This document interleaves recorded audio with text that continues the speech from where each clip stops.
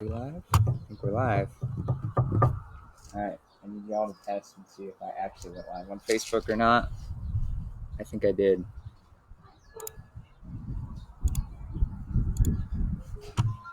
Uh-huh.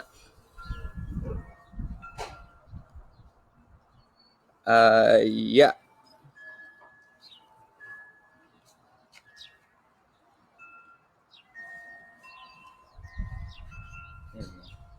This is what I did in my husband's tent. Yeah, 2 people. Wow, there's not much left.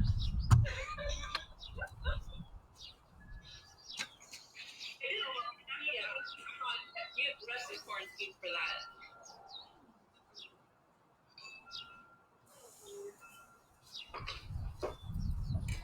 I don't know if you can go live on 2 cameras at once. Man, I meant to test this earlier and I didn't want to do that. Oh, wait. Here we go. Live.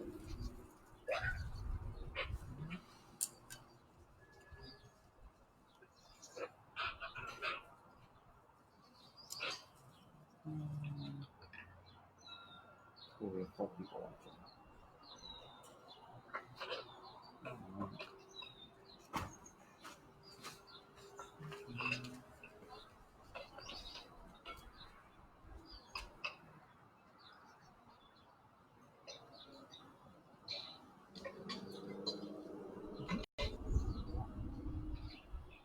Yeah, I didn't think this all the way through because I think there's going to come a point where I need 2 people to build this.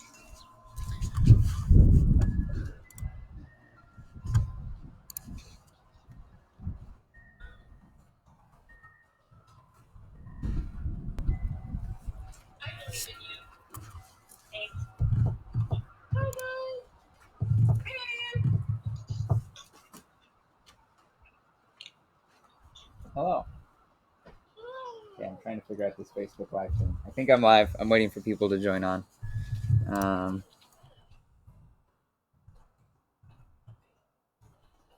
Well, so yeah, I'm gonna have both running because some people are on Zoom and some people are here on Facebook. So That's all the accommodation. okay. I chose Zoom because I like seeing more people's faces. Hi everyone. Apparently I'm live right now. We said that we've got 5 people, so we're gonna just kick it off right now with 5 people. Welcome, 5 of you who are here. We'll let more people go on later. I think this is recorded, so you can watch it after the fact. Hi everyone, my name's Trent Brendell. Every 5 of you, which I think is mostly family, Aaron and Addie, welcome.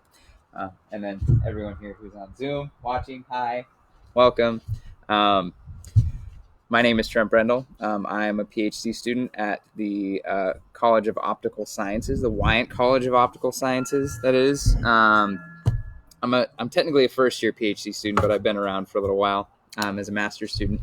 I study... oh man, this is all kinked. We need to fix the mustache while we talk. I study optics as they pertain to optical testing, so like measuring things with optics, and then also optical design, so making optics from scratch. So I actually have some optics here that I'm going to talk about today, but one of the reasons that I decided to get into optical science in the first place is because I love photography. So this right here is a camera lens. It is one of my favorite camera lenses that I've ever used.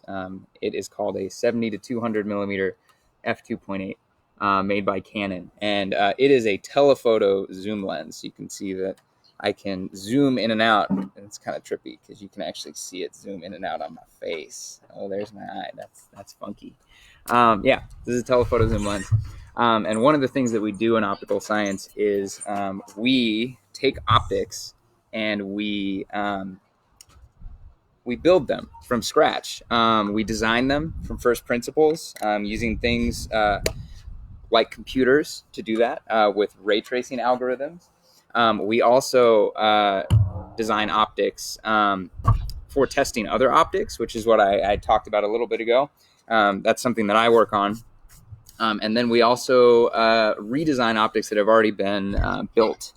So today I'm actually going to be talking about a couple different optical systems that I have around me here that I use for photography, which, as I mentioned, is one of the hobbies that I take part in. So I'm actually going to flip this around because the view that way is much more interesting than the view behind me.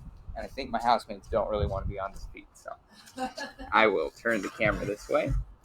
They don't have to be in the background. You can look at the beautiful mountains while I talk about optics. I hope you can still hear me. I'm just going to carry this mic with me. All right.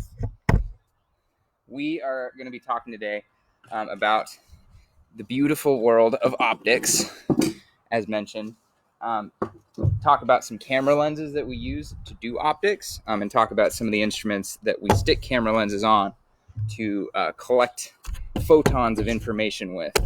One of the beautiful things about optics is that everything is optics. Our eyes are optics. These camera lenses that I'm going to talk about today are optics. Lights like this one right here, this headlamp, which I'm going to be using later tonight to do astronomy. You'll notice it's red. I'll talk about why that is in a little bit.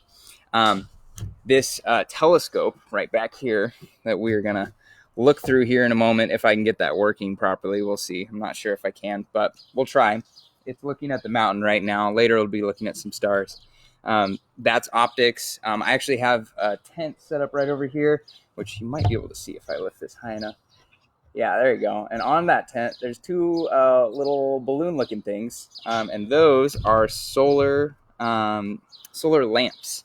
And so those are also optics, optical instruments that collect light energy from the sun, and they convert it into electrical energy. For thanks for the comment on the hat, Dwayne. This is my favorite hat. I got it with my fiance Addie. They collect light energy, convert it into electrical energy, and then they spit it back out as light energy when it's dark at night. So without further ado, I'm going to bring y'all over to my telescope right over here, because that is the star of the show.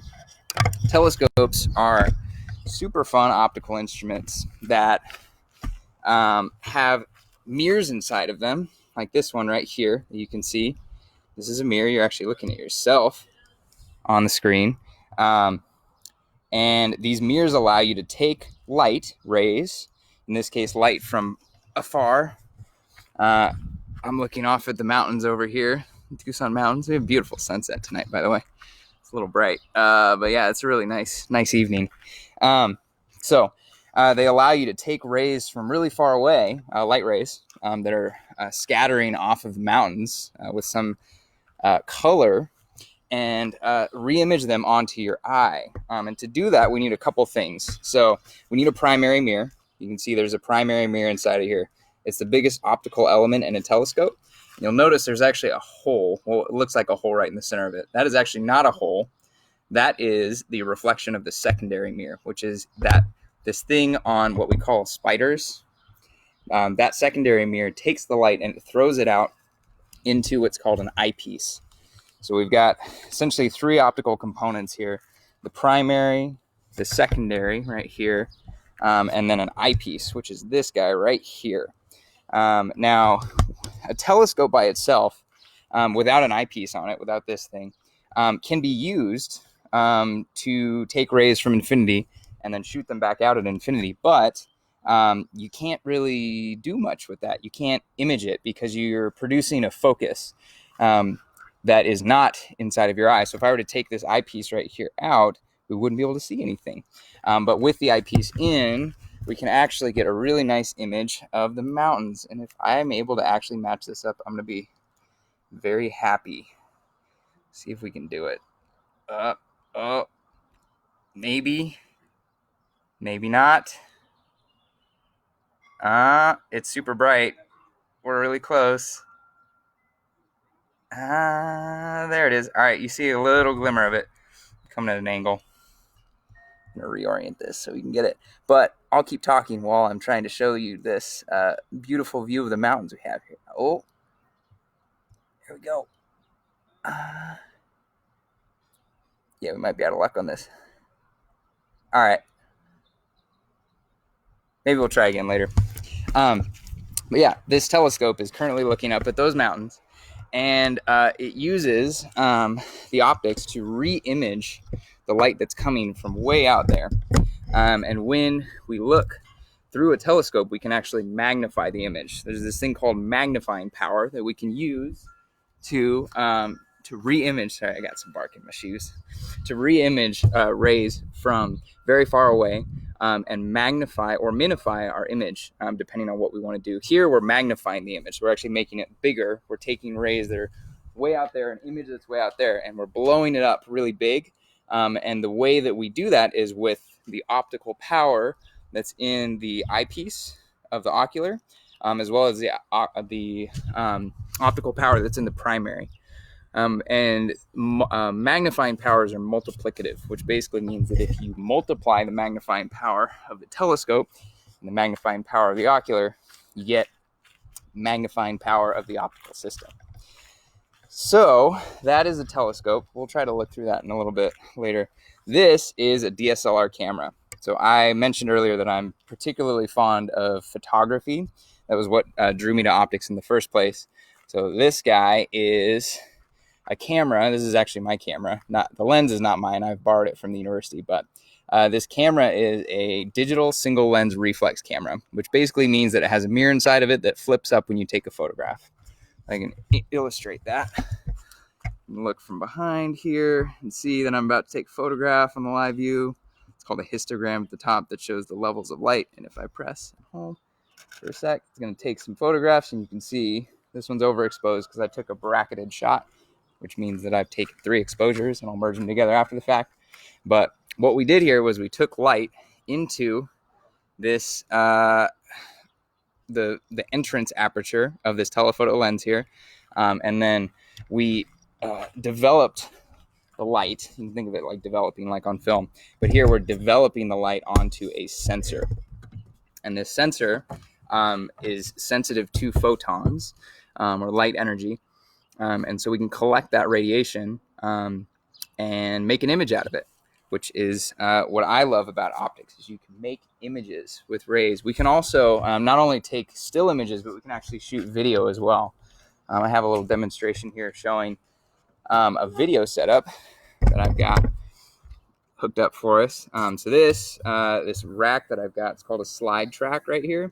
I use this slide track to shoot time-lapse videography. And so as the scene in front of me is progressing, I'll take the camera and move it across the track like so, and get some motion in the scene. One of the most critical features of shooting video is having some motion to have a little bit more interesting of a composition. So sometimes we'll even take the slide rack and tilt it upwards so that the camera can ride up the rack and change in elevation too.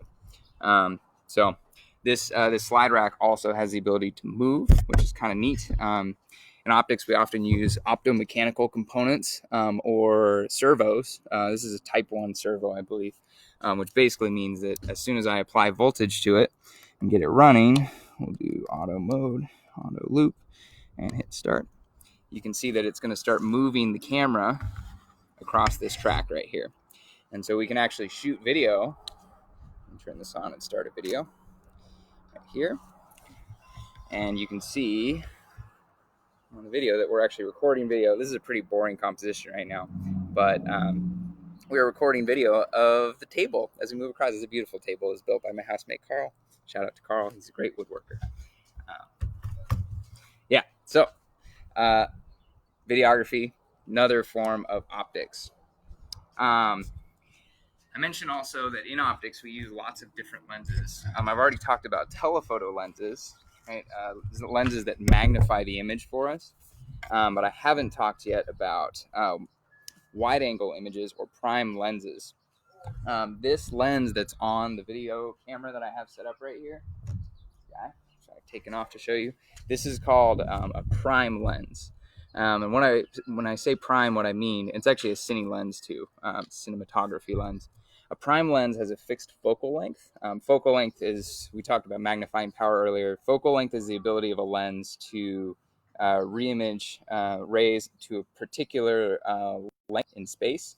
behind the optic. You can think of it like that. So shorter focal lengths have a wider field of view for a given aperture. Longer focal lengths have a narrower field of view. So this telephoto lens that I've got behind me over here has an extremely narrow field of view. It's why it can see just like the top of the mountains.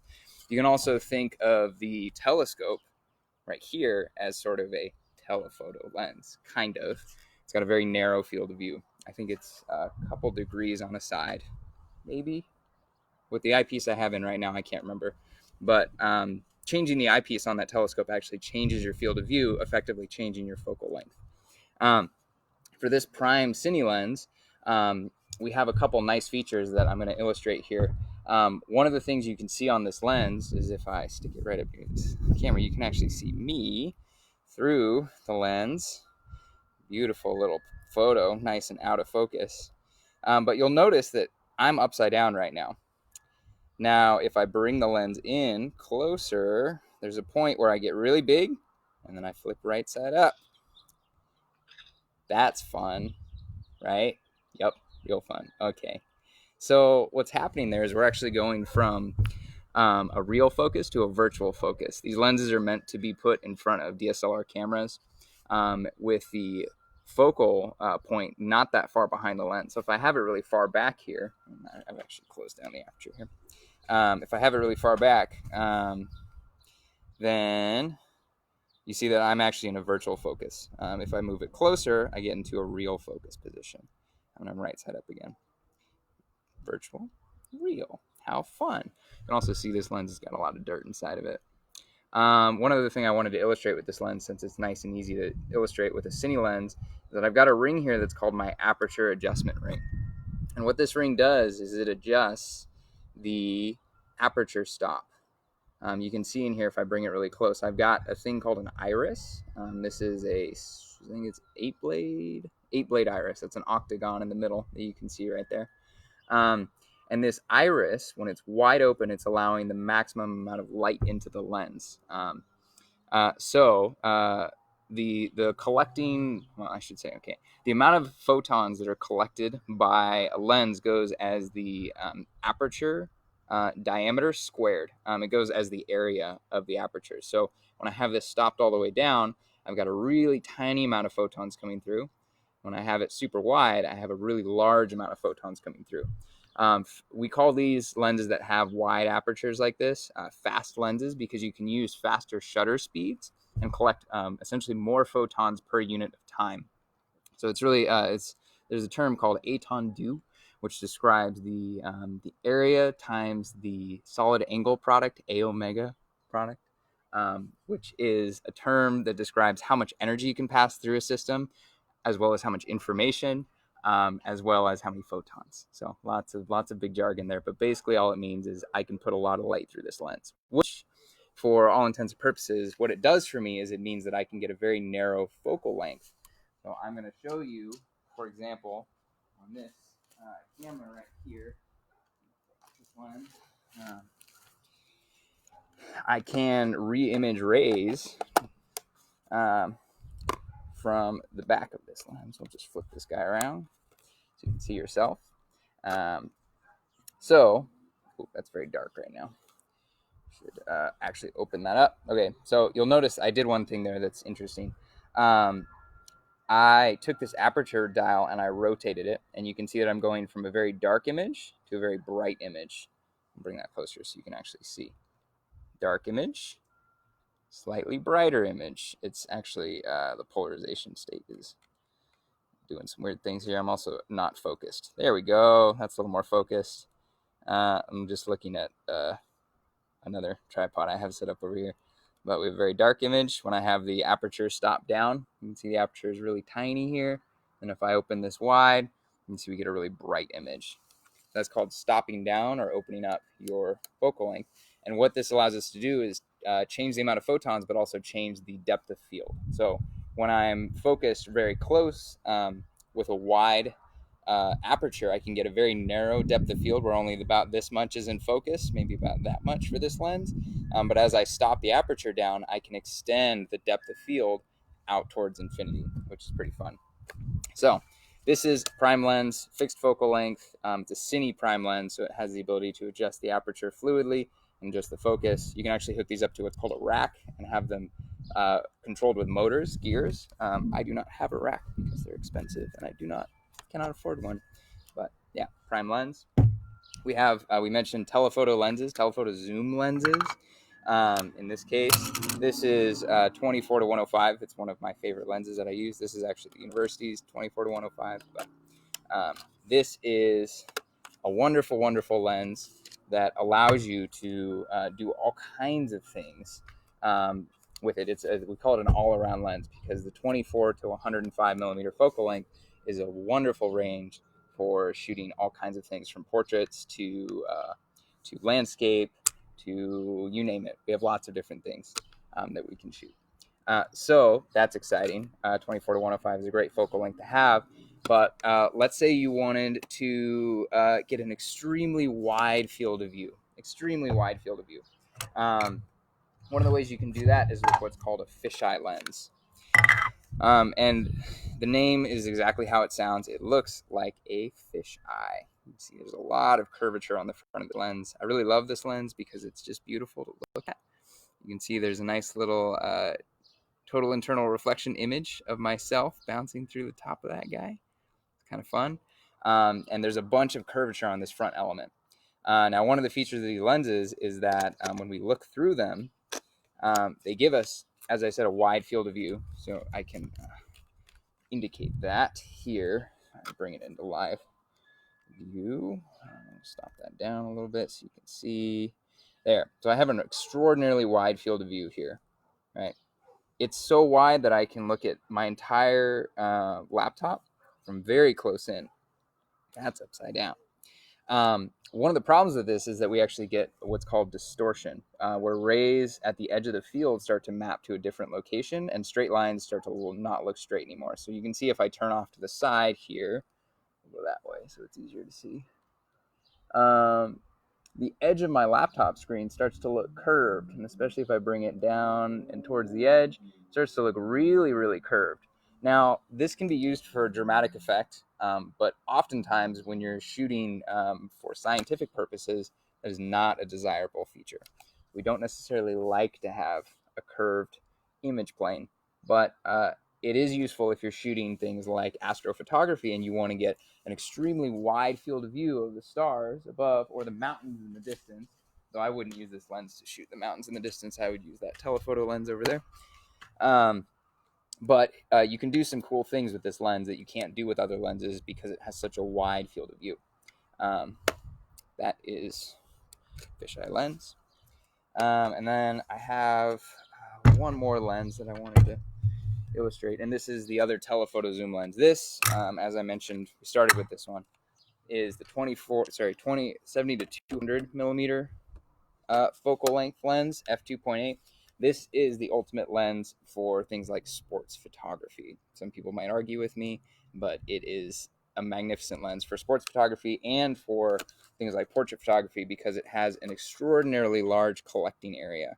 You see that is a huge amount of radiance, irradiance, we can push through this lens out the back end because it is designed to collect a lot of photons but still have a very long focal length, so you can get really nice blurred background shots.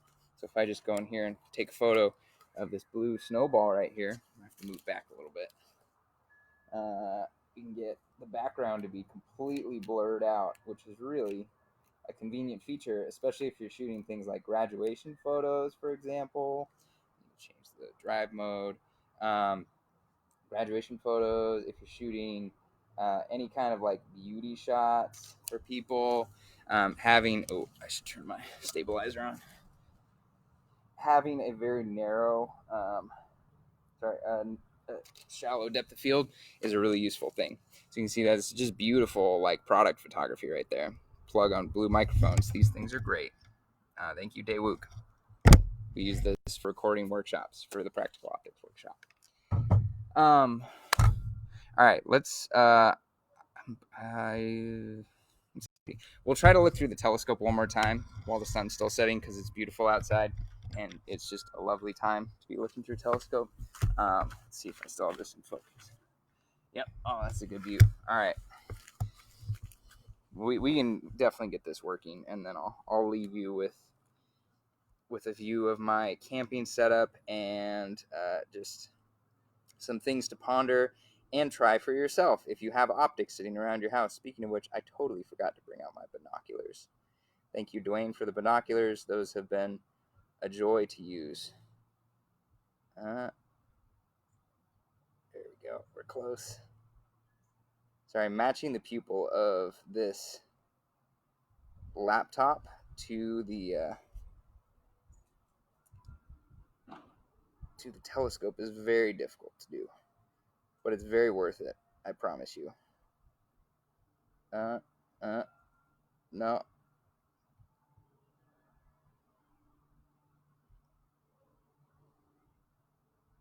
That might be it right there. Maybe not. All right. It's okay. You'll just have to take my word for it. Get yourself a telescope. Go look at some mountains. Go look at some stars. I'm going to be looking at the stars later tonight as well. And I will record some images and video and post them on here and wherever else. I'm not sure where else, but places. And if you're not outside right now, you should be, because the sunset is just absolutely magnificent. You should go take a look at it. It's not focusing, but that's okay. I promise you, it's really beautiful. Get outside, do something fun in nature. If you don't have a backyard, you can use your living room, but at least walk out your front door and take a look at what there is to see out here in the beautiful world we got. If you're in Tucson, lovely sunset right now. If you're not in Tucson, I'm sure you're going to have a lovely sunset where you're at. Also, I would encourage you to consider camping in your backyard. I'm going to be camping out here tonight, which is fun. Might get a little cold, but that's okay because I like the cold. We're also going to be making fire. I'm about to start cooking dinner. Yeah, I think that's about all I wanted to say. Thank you for joining me. Some of you who are on here right now, I appreciate it. If you have any questions for me, feel free to post them in the chat right now. I'll stick on for a little bit, and I can answer some of your questions if you have any. If you don't, not to worry. You can always reach out to me. I won't put my email out in public, but if you want to reach out to me, feel free to post on the comments section of this video, and I'll check them, and I can get back to you. Thank you for attending, and I'll stick around for questions if you have any. I have a thumbs up, and apparently I look better virtual than I do in person. Thanks, Dad.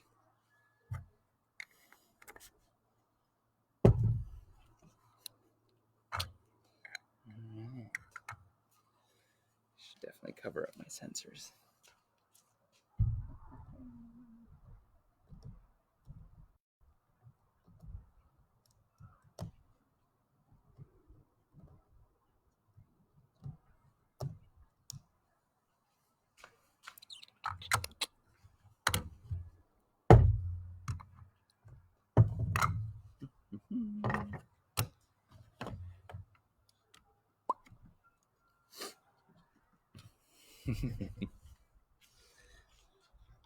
I'll also leave this running while I set up some cameras here. I'm going to take some time lapse of the sun setting on the mountains and then the stars rising, because there are lots of stars that are about to come out. It's a beautiful, clear evening, as you can see. Nothing in the sky, which is great. It means that telescope right there is going to get a lot of use, and we're going to take some images. I usually use my cell phone for that because I don't have an adapter yet. But yes, we have a question from Aaron Clark. What is your favorite location for astrophotography? Right now, my favorite location is my backyard because it's safer here. However, when I am not in my backyard, one of my favorite spots to do astrophotography is right up there on the mountain, because there are just some beautiful, beautiful spots to shoot, especially Windy Point. Unfortunately, Windy Point is very busy all the time, with a lot of people going up there to do whatever they do, and making a lot of noise and keeping their headlights on. So oftentimes I'll move right past Windy Point and I'll go to a spot called Box Camp Trailhead. There's some free camping off of there. And there's also just some beautiful overlooks right around there. So Box Camp is really good. I've always really enjoyed astrophotography in the Bay, but there's a lot of haze. When I say the Bay, I mean the Bay Area in California. But there's a lot of haze, so that's not optimal always. But yeah, up on Mount Lemmon in the Catalinas, it's beautiful up there, and there's lots of stars to see. But for now, just the backyard. Yes, watching from Rockland. Welcome. Hi, Rockland. That's where my parents, half my parents are from. So thank you for joining in. I appreciate it. Also, I don't know if you all know this, but Rockland is one of the locations that's leading the effort against COVID-19. They have a center there where they're organizing the efforts of volunteers to collect and distribute masks to first responders, the front line, who are working in hospitals right now, which is very exciting and good news. There's a guy named Pooch, I think is what he goes by. But he is organizing efforts there, and his efforts are being distributed through trial and error to the rest of the country as well. So that's pretty exciting. Shout out to Rockland. Just found that out yesterday. I didn't know that. But go Rockland. What are we going to set up first? Any other questions anyone has? Whittier. I just realized, well, here's the thing. This is a very bad thing to do to your camera. It's a good thing this is not my camera. Sorry, U of A. That right there is an image sensor. You don't ever want to do this, by the way. Not good to leave this open and exposed. It has been pointing down, but not optimal. You do have to open it up to clean it, but generally not something you want to do while you're outside. This is how it should look when you have it closed. You're actually looking through the mirror. I mentioned in a DSLR that the way a DSLR works is through what's called digital single lens reflex. There's a thing called a pentaprism right up here inside of this bump at the top. Pentaprism takes the light from this mirror inside of this spot here. You can actually, if you look close, you can see the backside of my viewfinder. It's kind of fun. Yeah, no lens is attached. That is a true statement. But when I go here, you can look at me through the mirror. So this mirror, when I take a photograph, it actually flips upwards like that, and then it exposes the sensor like so. Not a good idea to expose this without a lens in front of it because it's very sensitive. And then you let it go.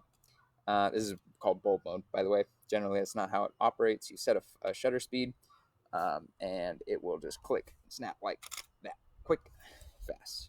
Take a photo. This is just white because there's no lens. So, fun times. Throw this on that tripod over there.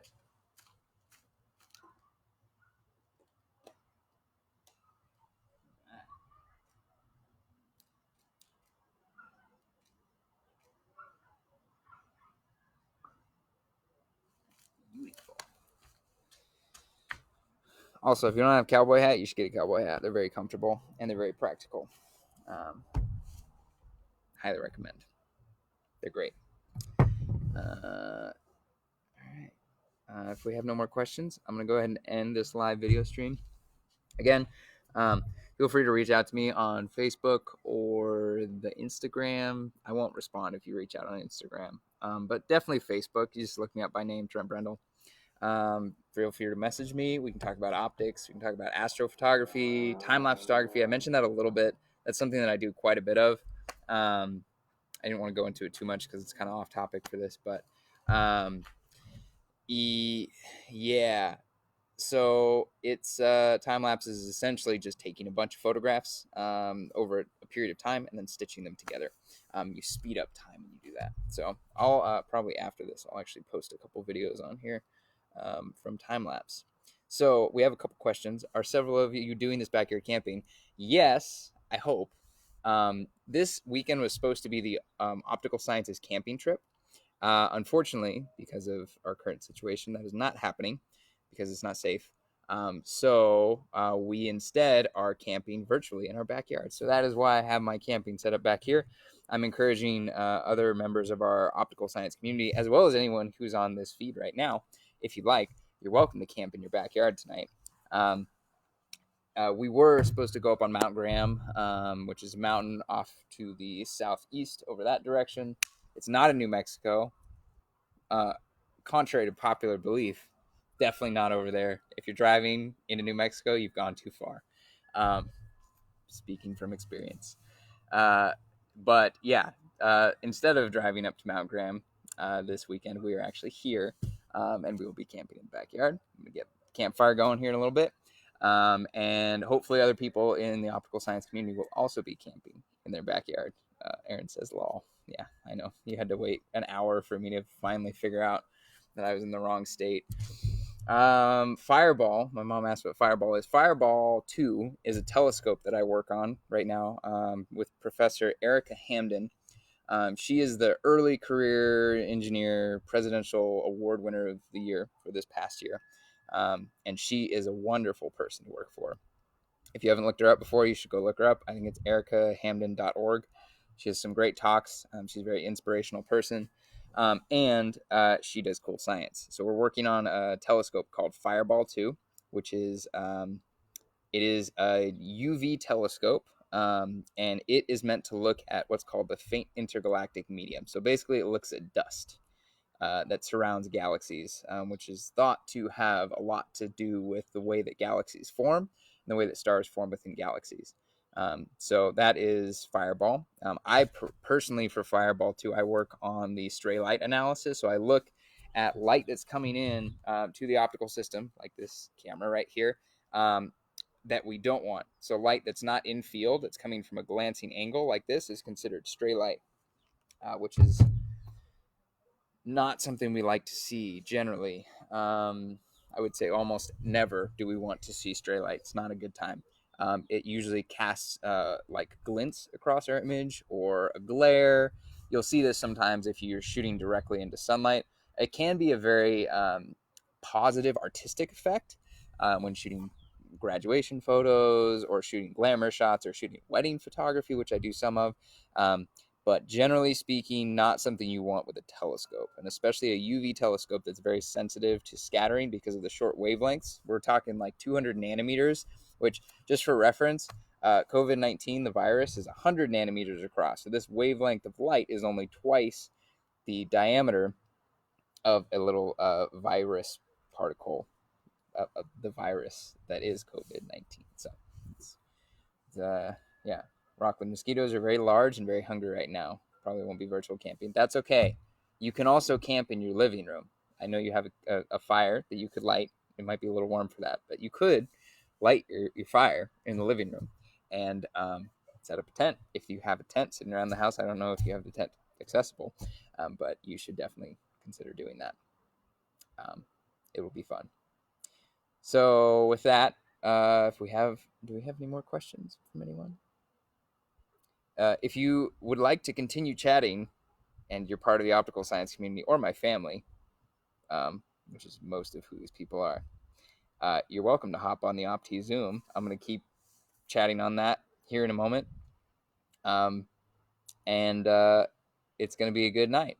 It's going to be a good time. Great times. Thanks for joining me tonight. Appreciate it. And go bear down. Yes. I agree. I should start my own YouTube channel. I will work on that with Addie now that I have all this optical stuff over here that I can record with. So, alrighty. Have a good night, y'all. Look skyward. Beautiful things up there.